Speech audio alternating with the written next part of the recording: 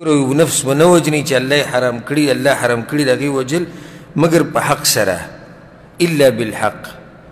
دا حق څه دی؟ حدیث کې راغلی پیغمبر صلی الله علیه وسلم وایي چې درې کارونه دي نو بیا د مسلمان قتل روا دی. یو چې څوک په ناحقه مړ کړي نو قصاص ترې اخیستی شي. دویم چې مرتد شي. دریم چې زنا وکړي او دی واده شوی یا واده کړی. خو بیا هم دی ساته خوشحالېږه مه په دې چې زه لار موږ ته کولاو شو خلک وجنه. دا کار د چا دی؟ دا د حکومت وخت کار دی. زه بار بار دې خبرې له ډېر زور ورکومه چې کوم ځای کې موږ داسې مسله ذکر کړو چې شریعت پې سزا یې ښودي، نو بیا ورسره دا تنبیه لازم ورکوو چې د دې سزا او د دې حد قایمول دا د حکومت کار دی، دا د خلیفه کار دی، دا د باچا کار دی، دا د حاکم کار دی، د قاضي کار دی، زما ستا کار نه دی. ما ورته که یو سړی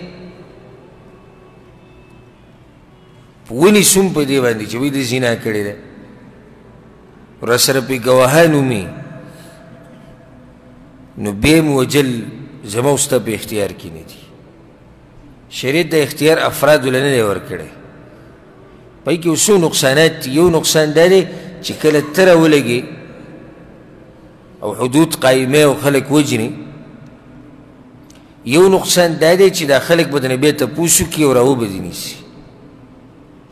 اوس د حکومت نه خو څوک تپوس نشي کولی. لکه اوس په دې ملک کې یو سړی ونیوی شو بل کسې وجلی دی، حکومت د هغه نه قصاص واخلي او هغه هم مړ کړي که چېرته د هغه وارثان یې نه معاف کوي.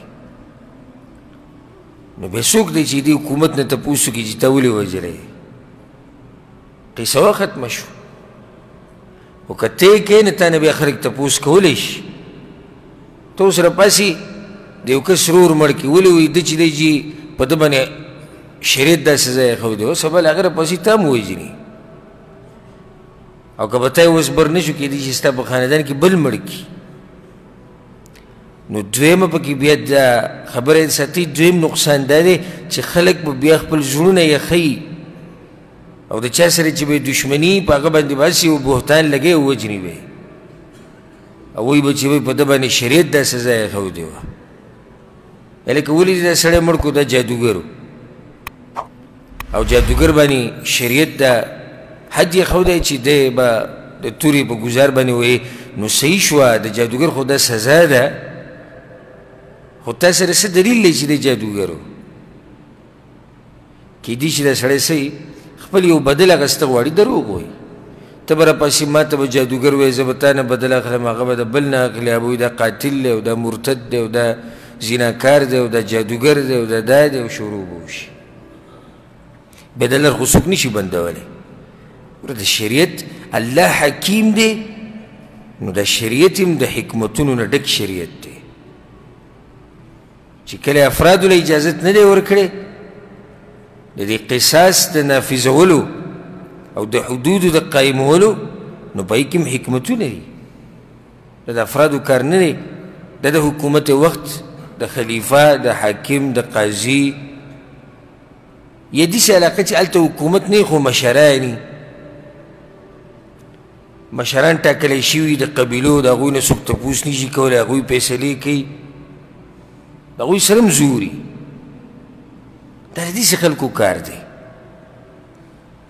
زما ستا لاس کې دا اختیار نشتی چې راپاسه مزید چې څه کوې هغه کوه. او له وایي نه نو اوس څه وکړو چې حکومت حد نه قایموي؟ دا تپوس به الله د چا نه کوي؟ دا به د حکومت نه کوي، تا نه نه کوي. که تا یو سړی ولیدو جادوګر دی یقیني، نو ته په حکومت کې حاکم ته، خلیفه ته، قاضي ته، هغه کومه اداره چې ده هغو ته شکایت وکړه. دا سړی دی، موږ سره پې ګواهان دي، نقصان یې ورسو دی امت ته، تاسو د تپوس وکئ، د باندې سزا وخېجوئ او هغو له سزا نه ورکوئ او څه مخنیوی نه کوي، نو د دې تپوس به څوک کوي؟ الله به تپوس کوي. ما ورته خو تپوس نشو کولی. او نه موتن الله د هغه کار تپوس کوي چې زما او ستا وس کې نشتي. لا يكلف الله نفسا الا وسعها. الله په یو نفس باندې دومره بوج ږدي څومره چې اوچتولی شي د هغې نه زیات بوج پرې نه ږدي.